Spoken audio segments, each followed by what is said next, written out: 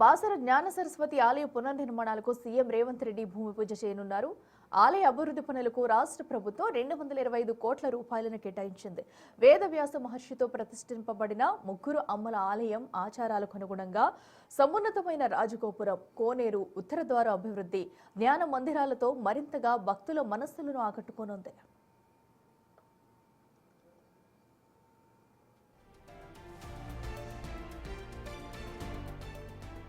దక్షిణ గంగగా గుర్తింపు పొందిన పవిత్ర గోదావరి నదీ తీరంలోని జ్ఞాన సరస్వతి దేవి కొలువై ఉన్నారు. కురుక్షేత్ర యుద్ధానంతరం ప్రశాంతత కోసం వేదవ్యాస మహర్షి గోదావరి తీరానికి వచ్చి బాసరలో నివసించారట. ఆ సమయంలో స్వయంగా ఆయనే గోదావరి ఇసుకతో జ్ఞాన సరస్వతితో పాటు మహాలక్ష్మి, మహాకాళి అమ్మవార్ల మూర్తులను ప్రతిష్ఠించారనేది స్థల పురాణం చెబుతుంది. అలా ముగ్గురమ్మలు కొలువైన క్షేత్రంగా బాసర ప్రసిద్ధి చెందింది.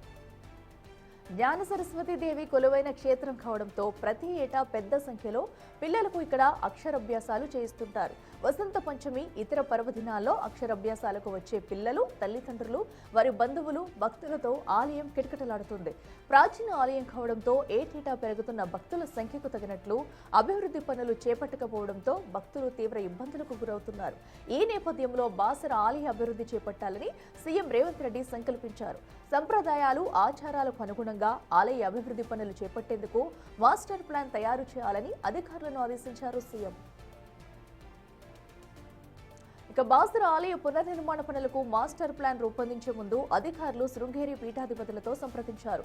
గర్భాలయం, అర్ధమండపం, రాజగోపురం, ఇతర గోపురాలు, మాడవీధులు, కోనేరు, ఉత్తర ద్వారాల నిర్మాణాలకు సంబంధించి పీఠాధిపతుల అనుమతులు తీసుకున్నారు. వారి సూచనలకు అనుగుణంగా మాస్టర్ ప్లాన్ను రూపొందించారు.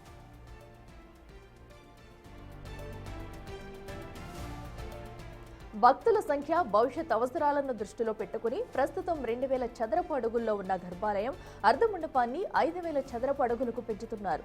ఉత్తరం వైపున 9 అంతస్తుల రాజగోపురం, మిగిలిన 3 దిక్కుల్లో 7 అంతస్తుల గోపురాలు, 33 అడుగుల వెడల్పుతో 4 దిక్కుల మాడవీధులు, ఉత్తర ద్వారం నిర్మించనున్నారు. మొత్తంగా ఆలయ విస్తీర్ణాన్ని 20,000 చదరపు అడుగుల నుంచి 62,000 చదరపు అడుగులకు పెంచుతున్నారు.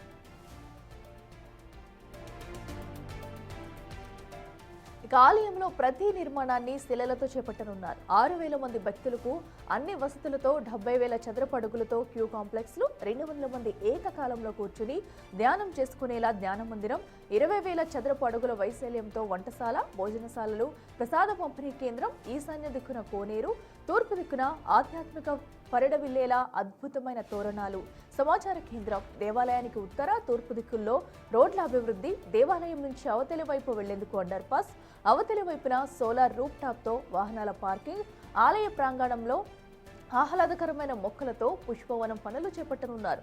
ఇక ఆలయ ప్రాంగణం అవతల హెల్త్ సెంటర్ను ఏర్పాటు చేయనున్నారు. భవిష్యత్తులో ఆలయం వెనుక భాగం భారీ వృక్షాలతో అలరారేలా మొక్కలు నాటనున్నారు.